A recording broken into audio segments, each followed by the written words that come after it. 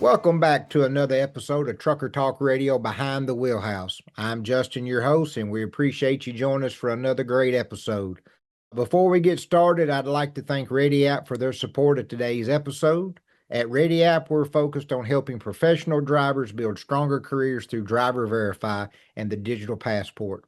Just like today's guest, we're passionate about helping drivers protect their careers and keep everything moving forward. Check out ReadyApp. It's www.ready-app.com. For all drivers, it's a great platform for you to go in, have all your documents in one digital platform. There's a lot of benefits in there for you. And then, the future with verification is upon us. So go check them out, and we appreciate their support as always. My guest today is someone who has spent nearly 3 decades working in almost every corner of the transportation industry.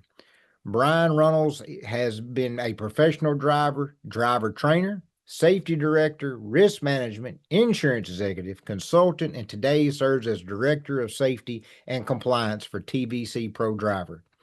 Throughout his career, Brian has helped fleets improve safety cultures, reduce risk, train better drivers, and navigate the ever-changing world of the transportation compliance.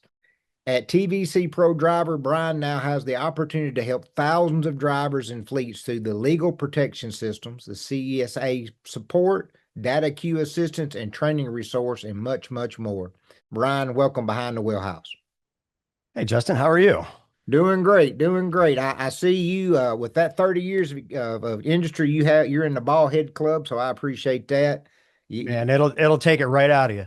Amen. I agree. We make a running joke on the show about that. My other co-host who joins us, John, he's bald headed and he's been in it for about 30 years as well. I've got about 25 years, and we just say that that's just part of it. Now I've had a couple guests on. I had the president of Microsoft on a few weeks ago, Tom. He's got a great set of hair. How he's made it that long in the industry with great hair, I'll never know. But that is just a little running joke we got. But let's jump into it. Let's start like I do with every guest in the beginning. How did you get into trucking? Well, I think like a lot of folks, it's a generational thing. Third generation in transportation. Oh, wow. I started out working on trucks. Dad was a driver. In fact, Dad was my trainer back in '92. So, Wow. we drove team together for a while, and that was Oh, probably the best part of my career. I would do that again in a heartbeat if I could. oh, I But bet. yeah, spent 19 years on the road. I got 2 million miles in after a pretty heavy duty crash in Mm, 1996. That'll teach somebody a lot about who they right. are and ways to not drive, Mm. because that is an eye-opening experience for sure. When you roll a truck over and hurt people, that Oh, wow. that that is a bad deal. And it kind of changed the way I looked at driving, the way I acted out on the road, and you know, as I came off the road into safety, it's really laid the groundwork for what I believe in, and how I teach, how I uh, deal with safety issues, because the consequences are huge. Right. Um, Well, and you're teaching from experience, which is the best knowledge, in my opinion. Everybody has issues, has mistakes, has accidents. It's what you do from it, how you learn from it. That's one thing that I've noticed in the truck drivers now. They don't have remorse a lot of times. You see it too often on these TikTok ads and stuff that you see that a driver has a wreck, and it's like, oh well. I actually seen a video today of a truck driver pulling a load of plywood, and a whole thing of plywood went through his cab, left him mhm. just enough room for him to sit in, and he's standing outside like it's no big deal. And I mean, it could have cost him his life. I guarantee you there was a wreck somewhere around it because you got plywood, flying everywhere. And it's Yeah. so I appreciate you taking notice of that, and then trying to teach from others. So before I get into my next thing, let's talk about working with your dad a little bit. You basically, if you're a third generation, you have either grown up in it or you've heard stories about how much trucking has changed. So what's your perspective on that? How much trucking has changed since maybe, your grandfather was doing it? Yeah, he was hauling tires for Firestone way back in the day out of Akron, Ohio. But more knowing how when my dad started, he started driving in 86 when I was, yeah, when I was about 16. And just from then to the time that I came off the road at the end of 2011, you know, you live with those changes and you don't see them as much. But once you're out of it, looking back in on it, the changes are astounding. Now, some of it is regulatory based. When you see the invent of ELDs and things like that. And I was on EORBDs before I Mhm. came off the road, but with the ELDs and then the way freight has changed, that Yeah. the whole conversation around driver shortage versus is there one, isn't there one? In my mind, it's because freight has changed, whether it's not enough drivers or not enough drivers or too many drivers doing one small thing. Yeah. I Absolutely. think that has a lot to do with that whole debate because freight lanes have changed a lot. It doesn't seem like there is near as much freight going long distances, with the exception of, like some produce and some specialty stuff Right. that only gets grown in certain areas or whatever. But that's why you see warehouses everywhere. Now Mhm. and it also exacerbated the truck parking problem Yes. is because now you've got so many more trucks Mhm. doing that 200-mile stretch between. I live in Indianapolis, so I Mhm. can use that as a baseline. Indianapolis to Chicago, or Indianapolis to St. Louis, or Indianapolis to Columbus, Ohio, or Louisville, Kentucky. And it's just a bebopping around in that area. And so Mhm. many more trucks are condensed in that area doing that thing. And it's like that all over the country to where there's not as many guys going from Indianapolis to Seattle, Indianapolis to LA. It's so I think freight has changed so much. And that also gets into driver pay issues. Mhm. Now, it used to be 2,500 to 3,000 miles a week was the norm. Yep. That's what we ran. If you didn't get 2,700 or 3,000, you had a bad week. Right. I don't think you see that much, especially with those drivers that are running in that confined area. They're Yep. bumping more docks, they're dealing with more congestion. Um, and so mileage has gone down, but the pay rates haven't changed much since I came off the road. I mean, at the end of 2011, I came off at 52 cents a mile. Mm. And I don't see that huge of a change up until this point. And now you take miles away.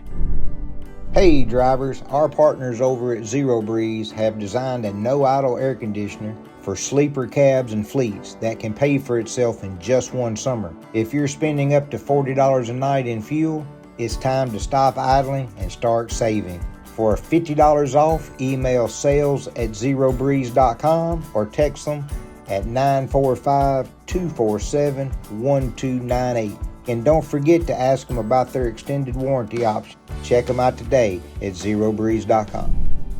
The pay don't really change at that point. It's just how it Yeah, sounds, but the money's less. Now, you make a great point because when I was back dispatching and had my own agencies, even then that was 5 or 6 years ago. Drivers gotten into wanting to do that local regional stuff. They didn't want to be far away from home, and you're right, the supply chain area has really taken over and changed the industry about warehouses everywhere. And I think that's only going to continue.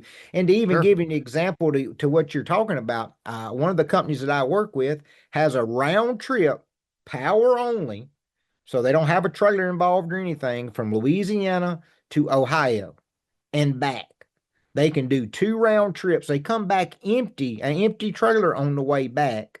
$9,000 a week gross. 2 runs can easily be done. Nobody wants it. It's pulling it, Wow. and it's just it to start as being a recruiter as I used to be. It just blows my mind because that's good money. You got no trailer issues. You ain't got to worry about it. You don't have to worry about getting a back haul. You just grab an empty and come back. You don't even have to wait for your trailer to be unloaded. And you're right. Man. People just don't want to be away from home. I think a lot of it's because a lot of the drivers are older now. I think they have a family. I think the truck driver has gotten away from what a truck driver was about. You stayed away from home, you made money so your family could live good. Now it seems like the spouse is a lot more involved with those decisions and, will sacrifice, wants their, their, which I totally understand, but it has changed the industry because, I mean, most places are 55 to 60 cents a mile. And if you left at 52 cents, that's Yeah. that's no change, So I agree with you that totally. It's just a different.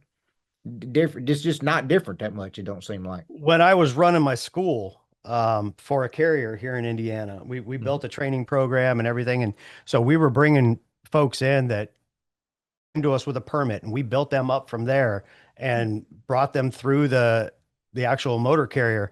And so many of them came with trucking typically being a career choice Right. or a third or Mhm. somewhere down the line.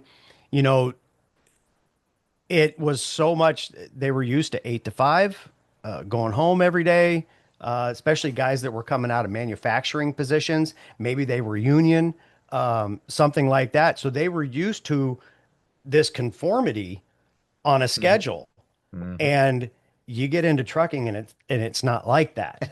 And so we saw some turnover with new folks coming in simply because they couldn't handle the hours. Mhm. And, that was one thing that changed too. Going back to that piece was, when I came in, typically they used to have the truck stop guides, the little books Mhm. that had all the Yep. jobs in them, and you pick them up and look through them Yep. because hell, why not? The grass is always greener on the other side. Oh, absolutely, absolutely. But the norm at that time was 17 to 21 days out. Mhm. And I bet if you tried to run a trucking company based on those days Yeah. specifically, I don't think you'd do it very long because you couldn't find, like you said, you couldn't find anybody to run the freight. No, most of them want to be home daily and Yep. want over the road pay. I mean, that's and another thing that's really hurt, I think, and I don't know what kind of volume there was back in the 70s and 80s, but the port work has really, I think, affected the drivers. They're used to going and working in the ports or working on the rails, not going very far and making good money. But the problem with that is, and drivers don't really realize it, is they sit a lot or they might be off a couple of days. But then when they go back to going over the road and that pay doesn't equal what they can make in 3 days, they don't want to go back to 5 days or heaven forbid, 10 days or something. So I agree with you on that. Yeah, we had in my insurance world, I worked Mhm. with a company that was based out of the New York, New Jersey ports. Okay. And their drivers were typically able to do 2 runs out of there a day and they were making a decent living. Well, the port started having problem finding people to work after COVID Mm. and they were shut down to one shift. And I believe they still might be. So where drivers used to be able to go in when there was 2 shifts working the port, they could go in and out twice in a day because of the Right. timing. Now they can only get in and out once. Mm. Can't make it back to get in, get their can, and get back out again before the port's closing down. So now those drivers have lost and those companies have lost money because they can't make that second turn. So, Yeah. I mean, it has changed a ton. It has. It has, and it's probably going to change even more in the next 5 to 10 years. So, before we get into TVC Pro-Driver, what made you want to go to the safety and compliance side of the industry? What brought you over to that? After the last 6 years I drove was for a fantastic company, and I did some really good things there, won some awards and things like that. And it was brought up to me by their VP of safety. Would you consider coming into the safety department? Hmm. And at that point, I had 3 kids at the time, and well, they're still my kids, but now they're adults. I I understand. had 3 kids at the time, and one of them had just graduated high school, and it seemed like 5 minutes ago I was holding her as a baby, and now I'm watching her go off to the Marine Corps, and I thought, what in the Oh heck wow. just happened? Hmm. And so it was the timing was right to say, you know what? Yeah, I think it's time to come off the road. And I did, and I went to work for Gordon Trucking Safety Department. They're no more. They were purchased by Heartland a few years ago, but Hmm. spent a couple years there, and then was able to move to the carrier where I started the the school because I was real heavily involved in the training and safety side of things with Gordon. Carried that over to online transport and was able to build that training program out, which was fantastic. I loved every minute of that. So I've got definite feelings when it comes to what they're doing with the schools Mhm. and what they're when it comes to driver training. And frankly, I think the feds are doing a good job getting some of the bad actors out, but they're barking up the wrong tree when it Yeah. comes to actually making better qualified, ready for solo work drivers. It's not Mhm. the schools. I'll just put it there. It's not the schools. Right. As long as the school's primary job is to get a driver to pass their CDL test and Right. get them qualified that way, the job is on the motor carrier that takes them from there Yes. and gets them ready to be a solo driver. That's where the failure is. I can easily see that. And because if you and I go same school, we get the same credentials, everything. You go to a carrier that has a fantastic finishing program, very well thought Mhm. out, very well documented, very well run. And I go to somebody that says, "Here's the keys. Good luck." Is the crash that I'm going to have the school's fault? I don't think I, it's the school's fault. no, I agree. I do think there needs to be a middle ground step up. Maybe it's something that the government has to get behind and help the carriers go, hey, we're going to help build this program because we have got to figure out ways to first get new drivers because I don't think even though we might have a lot of schools, they don't make it all the way, to like you said, through the carrier to have a long career. And you've got to make it a reason why somebody wants to be a truck driver. I think those days are not what they used to be. And we've brought up those points already that it's not the greatest thing to be a truck driver anymore. You get no respect on the road. It's you're away from home. The money's not as great as it could be. You deal with just BS. I mean, that's part of trucking is just BS. I mean, you just Yep. deal with it, and everybody's got their own part of it they have to deal with. And so you make a great point. Maybe there's a way that there's just a certain number of those because there's only a certain number of carriers that will take a new student. I don't even know if there's a good enough program because I see it all the time. I get phone calls all the time from drivers who just got out of school and they can't find a job. They don't even, they don't even know what carriers to go to. So I don't know if that's the school's fault or to me, if I'm gonna go to school for something, just like I thought about going to real estate school several years ago. I looked up every real estate company within 100 miles of me to see who I'd want to work with. I had a couple initial calls to see if it was something viable. I think I could have done good at it, but they didn't want to hire me because I was such an entrepreneur person. I think they all knew that I would leave in 2 years and start my own, so they didn't want to do the investing in me. Totally get it. That's basically what I was going to do anyway, so I don't fault them for that. But I think the driver should do a lot more of figuring out of who's my options when I leave and already be starting that. Yeah, and that is the hard part because getting the bad actor schools out is so important for the reason one of the Mhm. reasons being right there. They'll bring a driver in that maybe has something and say, "Yeah, we'll get you trained up, we'll get you a job." But there's something on that driver's record where most motor carriers will say, "No, I can't take him. No, I Mhm. can't take him." And then nobody wants more regulations. Yes. Believe me, and for the motor carriers that are doing the training part right, the hard part is stopping somebody from bringing on a motor carrier from, once again, things that I've learned through the years, especially in the insurance side of things. There are carriers that are getting away with bringing drivers in because the way their insurance structure is set up, they don't have to necessarily Mhm. report a driver, but once a year, not Right. add them and take them off and add them and take them off. And so when it comes to stuff like that, they're putting themselves and the new driver in a very, very bad predicament. Right. And I know we've spoken about this off camera, but I want to bring it up to in this conversation and to our audience. And I'm with Ready App. I've talked to you about the driver passport a little bit.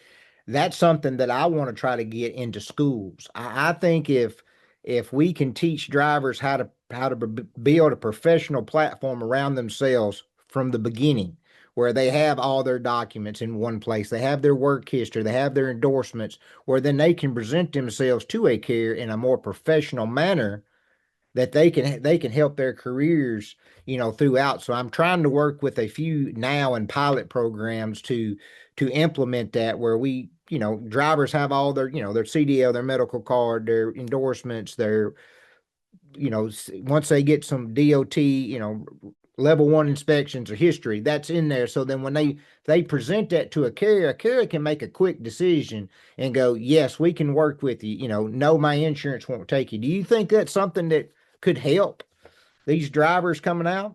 I think what helps some of these drivers the best coming out is just having some stick-to-itiveness Mm-hmm. to that first job. Um, Makes sense. you get a year or two in with somebody, and you'll find that it gets either easier or you make yourself more viable. And, all the information that you're talking about does come into that and able to have all of that there. But trucking is definitely one of those, and trucking companies are definitely one of those. The longer you stay, typically the better it gets because the runs will get better. They've got to know Got to dispatch trust and you. operations. They got to be able to know they Trust can trust you and Yes. you take care of the equipment and you're not going to run up violations and stuff like that. And when that happens, things start to smooth out, but there's still that problem of retention Yes. where, drivers will jump. Now, whether it's the Absolutely. driver's fault, whether it's operations fault, whether it was a It could, bad it could, recruiting process, Mhm. where maybe the truth wasn't being told all the way, or, Yep. we have seen one company that finally addressed that. And with their recruiting process, if it isn't like the recruiter told you it's going to be, they're going to pay you. Yeah. They're good, Oh, just like a nice. retention bonus, they're giving Well, why not? basically a Yeah, bonus. why not give it to the driver instead of losing and having to pay? Yeah, I mean that's actually a great idea. I've never thought about that. And with the retention and all that, these drivers they they they go to these places and they think they're supposed to get the best job that company has to offer. Right And out of the chute. yeah, and I mean, like you said, if you got somebody there 2 or 3, 4, 5 years who's done the job, who you can count on, they're not going to give up his loads because they don't want to lose him. You gotta earn your badges, and I think that you're right. A lot of these guys don't or gals don't say 6 months. You can't get any. You're not going to get any trust in 6 months. I mean, you'll get some, but not enough to take on the best projects that they have for sure. Let's jump into the TVC Pro part of the Sure. story. So for our listeners who are not familiar with the platform and company, tell us a little bit about them. Sure. Yeah, we are leading legal service provider for truck drivers. Basically, to make it the easiest to understand, it is membership based. Mm-hmm. But when a driver receives a citation, we have a network of over 10,000 attorneys that can fight that ticket in the jurisdiction that it happened in. And so they're very good at that. And then on the backside of that, if there was an inspection that had a violation attached to it, we can also take care of the data queues and get that taken off the inspection record too. I mean, we handle data queues of other sorts when there's no citation. We'll challenge crashes. We'll discuss crash results and find out if there's a way to challenge those for a driver or a company. And then we also have some consulting, compliance consulting services as well for our fleet customers. Sounds like to me then it's pretty obvious that the membership pays for itself then, because I mean one ticket, one violation, you can take a few things off, saves you in the long run for sure. Yeah, it absolutely will. When, the attorneys that we have, they handle moving, non-moving violations, everything from following too close, speeding, the typical stuff. But then the provider attorneys also will represent on the bad things. Let's say if there was a crash and there was a negligent homicide or a manslaughter or something like that. The attorney network can be provided for that as well. We also have the discounted pricing. Our discounted on legal matters is like wills, trust, divorce, bankruptcy, things like Okay. that. So, it's more than just you get a ticket and we'll go to court for you. Right, It right. also covers a spouse. If there's a spouse in the house, then it covers them in their personal vehicles as well if there's a ticket. So, it's pretty widespread when it comes to the providing legal protection.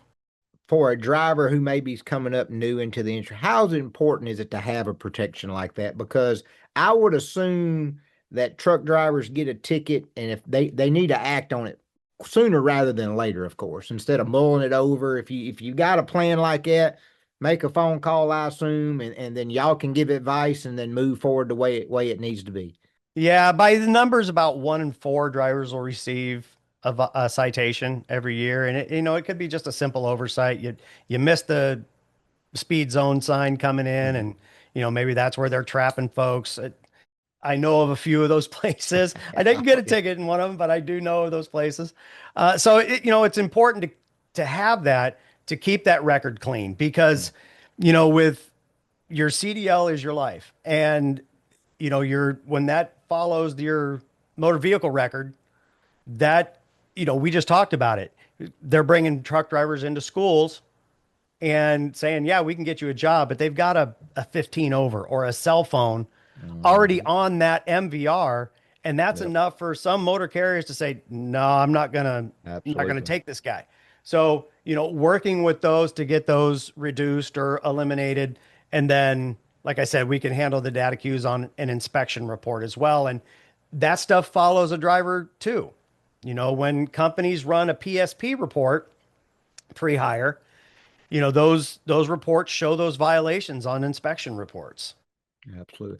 I want to ask you about something that never gets talked about. I learned this through the hard way, not on my end, but one of my best owner operators I ever had work for me. When you get pulled over and they give you a warning, I've been told, you tell me if I'm wrong, but a driver should never take a warning. They should ask for the violation in the ticket, because you can't fight a warning, and you can at least fight a ticket and at least get it reduced. Because I had a driver, he was an old school driver.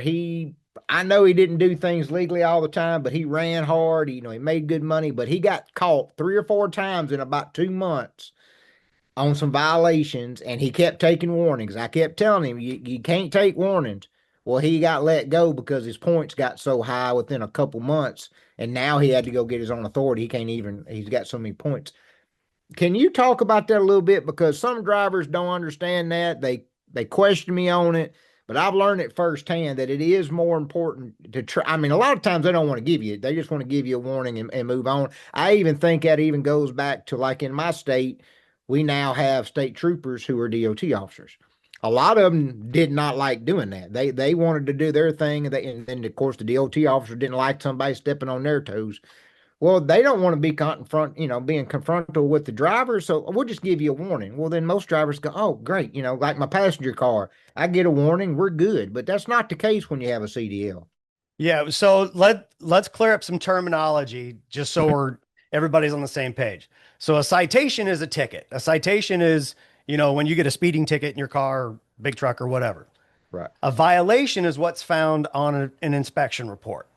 Okay. And then a warning is follows in the family of the citation. Okay. So if you get pulled over by a DOT guy and he does an inspection on the truck, and the reason he pulled you over is because you were 6 to 10 miles an hour over the speed limit. So it's 50, let's say just 55, you were doing 63. Okay. You're 8 miles over. That's why he pulled you over. He writes you up for 6 to 10 over on the inspection report and writes a citation for 8 miles an hour over the speed limit. Okay. In our world, now the citation goes to court. Whatever happens there, hopefully we get it dismissed or adjudicated down. Now we can go and take the, and so those points off your MVR go away. Then we can take it, data queue it, and in most cases, because nothing's 100%, but in most cases, the points will come off the inspection report for that 6 to 10 over, and that violation goes away. Now, with a warning, there's nothing over here on the MVR side. Okay, the warnings don't add any points um, to your MVR. Okay. If they still wrote the violation on the inspection report, that's where he was getting his points. He was getting his points on the CSA side, Mhm. on his PSP side. So if he racked up a ton in 3 months, I could see why, the carrier said, "All right, we can't have you around anymore Right. because you're beginning to show a pattern, and frequency leads to severity, meaning the more things happen, something bad's going to happen." Mhm. And so, yeah, the warning and the whole reason that to ask for the citation was to try to do the court thing, and that way, Right. but that way we can challenge it on the back end. But with a warning, there is nothing to challenge. Or if they just write up the inspection report, once again, I'm in Indiana. They write a lot of violations. They don't write a lot of tickets. Mhm. Number one reason, they want them to stick. That's Makes why they sense. do it. Makes sense. So, yeah, warnings, they don't hurt your MVR, but if there was an inspection involved, then it's still going to show up on your PSP. Mhm. Makes sense. I appreciate you clarify that because we talk about that quite often. Have you seen situations where your services have literally saved a person's career? I can't say that I've seen one directly but we do know that when we get those large ones taken Mhm. care of, it does help a driver either retain his job Mhm. or have the ability to help find another one. Absolutely. And ideally we want them to learn from that. It's Right. definitely not a get out of jail free card every single time. But we're hoping that folks learn from that. And that's kind of one of the things that I do is express that to folks is, hey, this is to help you. It isn't the beat all end all. We are a service to help you. And, some of our benefits go way beyond this. And we want you to take advantage of that too. Do you think drivers underestimate how quickly a ticket or a violation can snowball into something pretty big? Yeah, like you said, that gentleman had a run of bad luck over. Now Hmm. you create your own luck to a certain degree, but he had a Right. run of bad luck over 3 months, and it cost him everything. Hmm. There's certain carriers, especially better carriers, good carriers, Yes. where like a cell phone or a texting or something like that, that's a death sentence Hmm. for working for them.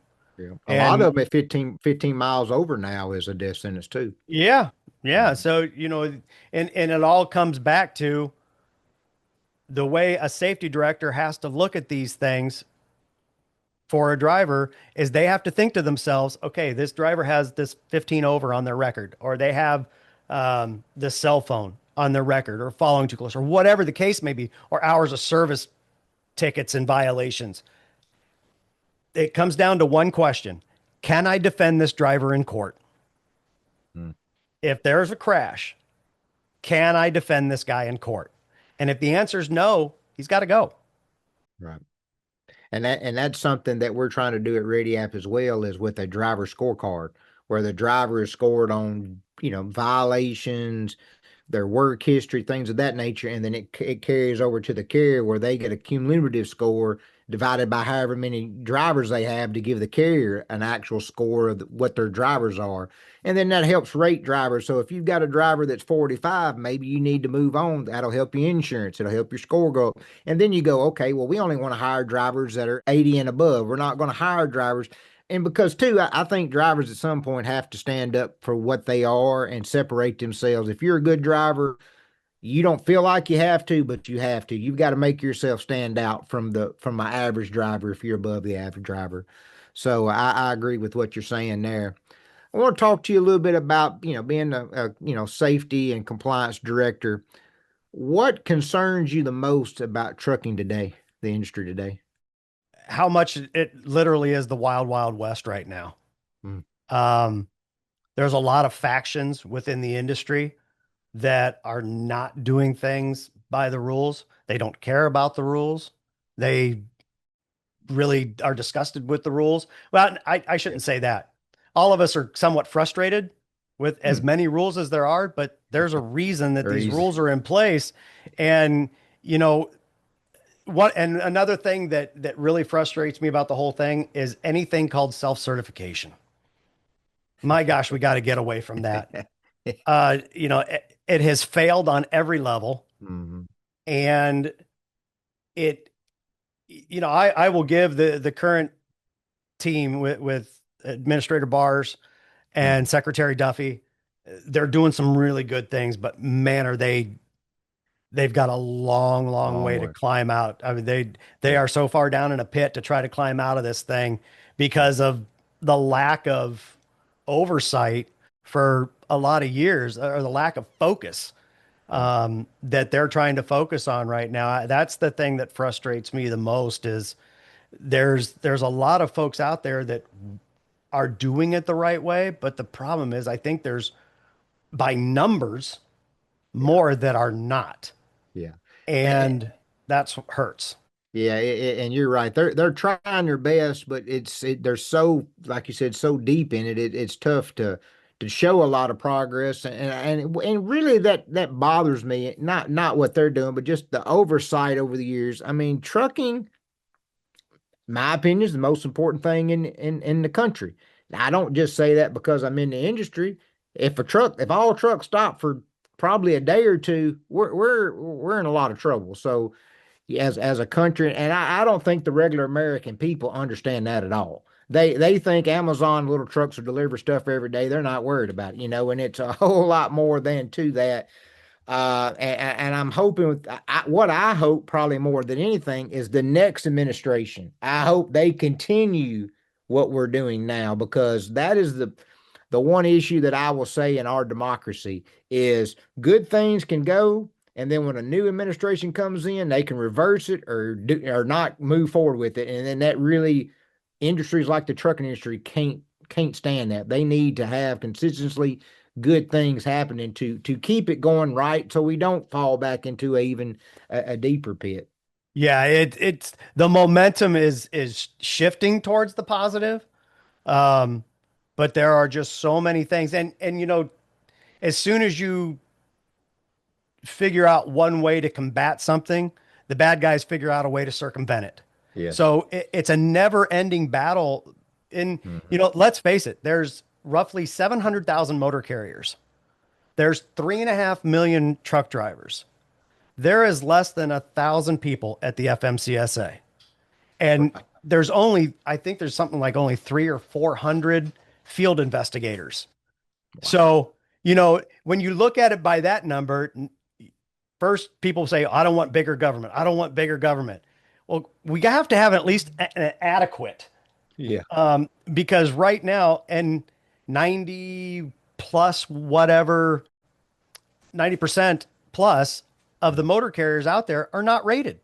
They've never had Wow. anybody come and look at their operation because they're just not enough people. Not enough people. No, you're 100% on that. It is that whole department's got to grow. And I'm not a big person on big government, but yeah, you got to have it in certain areas to justify. And I mean it's not only a homeland security issue, the trucking industry. It's a safety issue for the American people. I mean, just take the driver out of it for a moment. The equipment itself, we have to know that stuff is up to par to be on Yeah. the road, to share it with me, you, and our families. I don't want my daughter. I've got a senior and starting in senior year for high school. She's on the road every day. I don't want her, of course, with a driver that don't know what's doing, but I don't want it with a faulty truck that has a tire that blows up in her, in front of her, or just breaks down and locks up right in front. So there's a lot of issues to it, and I think you bring up some good points for that hopefully get. I don't know if it ever will, but hopefully gets to the right ears to learn that we got to get our numbers right compared to because the industry's not going to get smaller. Yes, we might lose some companies because of mergers and closings, but the number of drivers and equipment on the road's not going to change. It's going to probably go up. Yeah. And, you can think about it this way. I think the national average for vehicle out of service is it's right around 23%. Hmm. So let's just say 1 in 4 pieces of equipment out there on the road is operating in an out of service condition. Well, that's That's not 1 in 4 trucks. That's 1 in 4 pieces of equipment. So yeah. that's every 2 tractor trailers, one of them potentially has an out of service issue on one of those pieces of equipment. And you know that takes care of the equipment. On the people side of things, unfortunately, anybody has probably had a bad encounter with a truck driver. Oh, yeah. You know, running down on them, Mhm. in the left lane, just hammering on it, tailgating, something like that. And people Yep. remember that. I through all Mhm. my travels and, through my time in the industry, when I had my crash, I can now understand how many people that thing affected. Right. Not just the people that I hurt, but okay, their families. Did they ever look at the company that I drove for at the time? Did they ever Mhm. look at another one of those trucks and say, "Yep, that's the company that hurt grandma and grandpa"? Right. Or, so that just carries on and on. And we have to do a better job as, stewards of the game Mhm. to keep that from progressing. We're the professionals. We have to act that way. And Yep. that's another piece of the industry that's being lost. Yeah, absolutely. We talk about that on here. I've got another show called Drivers First where I bring drivers on and we talk about that, how drivers should represent themselves, represent the name on the side of their company, and have the companies represent themselves in a professional way as well. You can't explain it. I can't accept it all to be on the drivers. The carriers have to as well. Yeah. Want to talk to you about your benefits. So I know we talked about it just a little bit earlier, that a TVC Pro-Driver has. I know y'all got a few.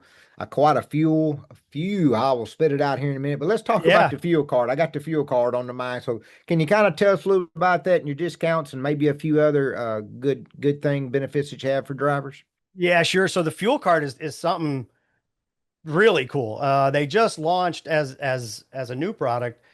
It used to be the fuel card wasn't a standalone item. Now it is, Hmm. and it's for small fleets, I believe up to 20, I think, Mhm. and but it is about 55 cents a gallon savings. Nice. So for a single owner operator, that could be about 10 grand a year saving, about $185 a week.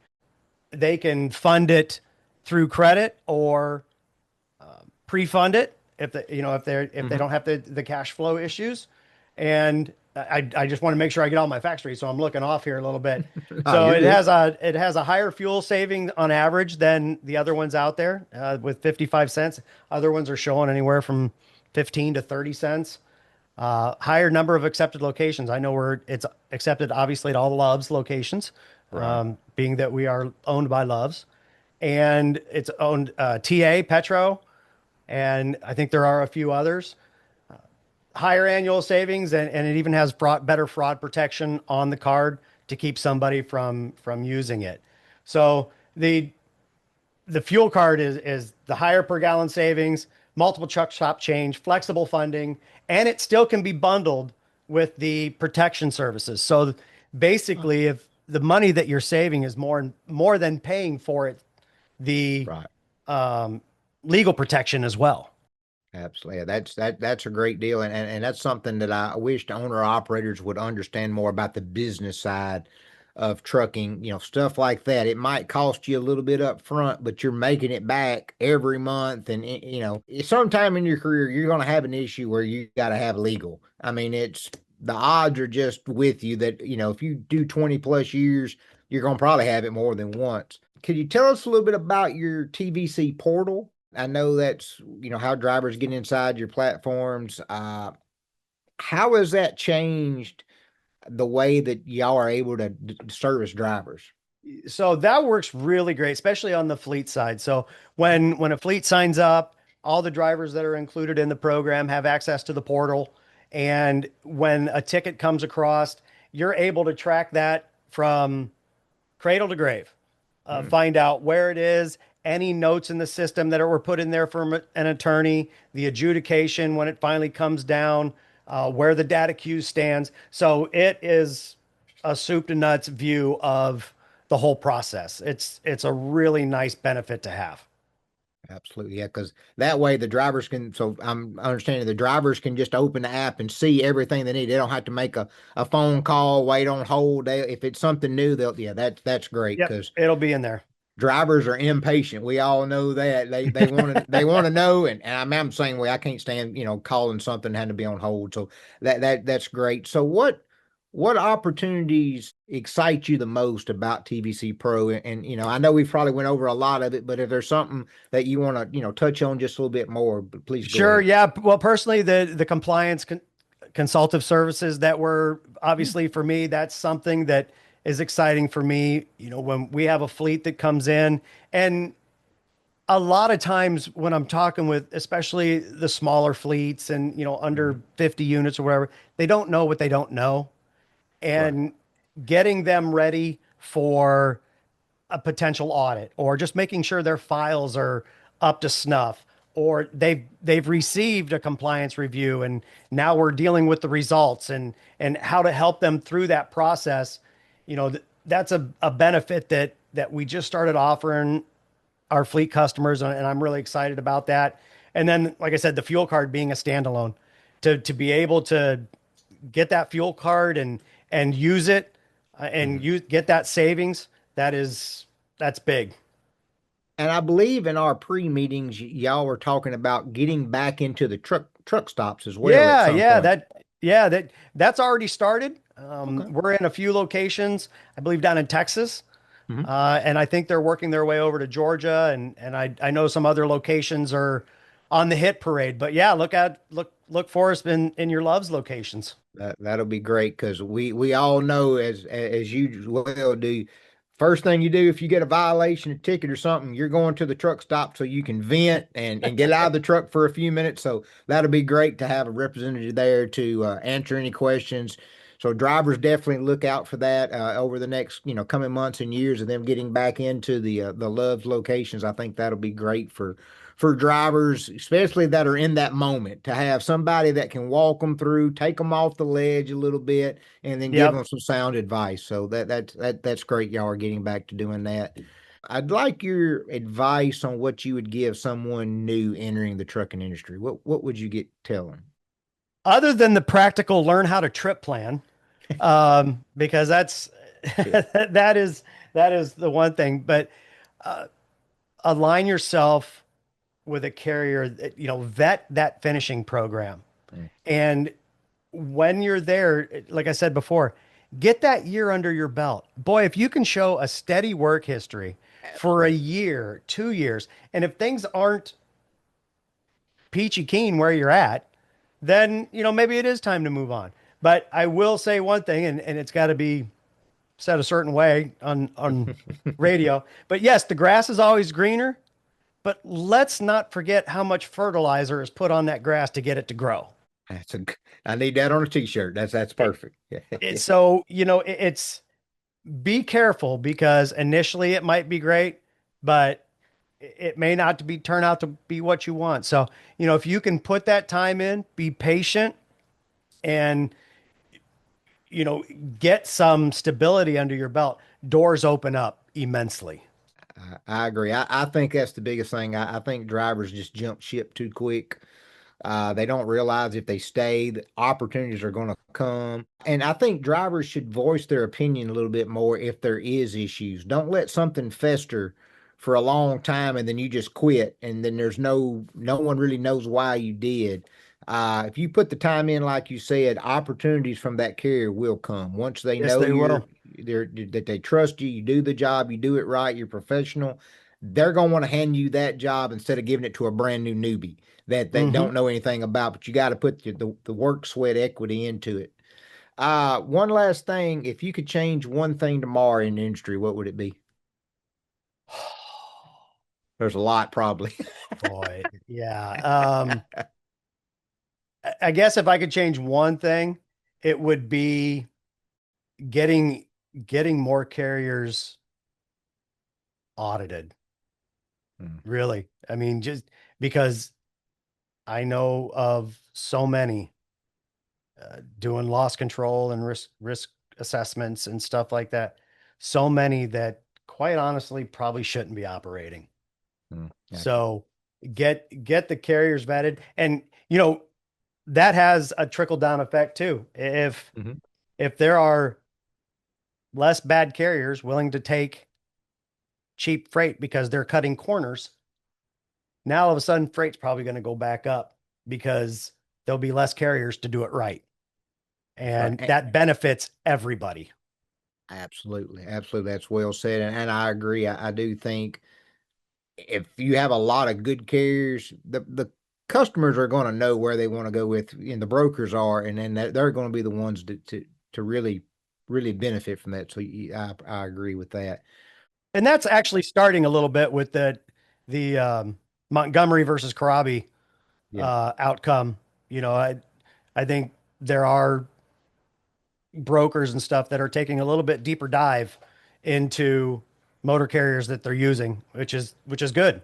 Yeah, I agree. And I think over the next year, you're going to see quite a few closings, and they're just some of these carriers are going to realize that we can't operate this anymore that way. And I think there's still more that's got to be done. I think that case has got a lot of gray area still, because everybody's going to work in the gray area. I mean, that's just how the world works. But yeah, I agree. I think we've already seen some of these brokers have really changed their thought process. I think they're still kind of figuring out what they can do, what they can't do, for legality issues, which I totally understand. But yeah, I think that case is going to help reshape the industry in a positive way. Well, and let's just hope those carriers don't close down and reopen under another name.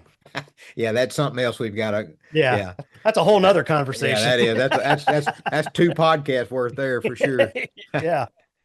Well, Brian, I sure do appreciate you joining us today. I appreciate you, telling us your story and telling us all about the legal protections and all the benefits that you get over there at TVC Pro-Driver. Before we wrap up, can you let everybody know how to get in touch with you or how to get in touch with the company and where they can do that at? Yeah, prodriver.com. And for me, I'll happy to give out my email. I'm always willing to help folks. It's Runnels, Brunnels at prodriver.com.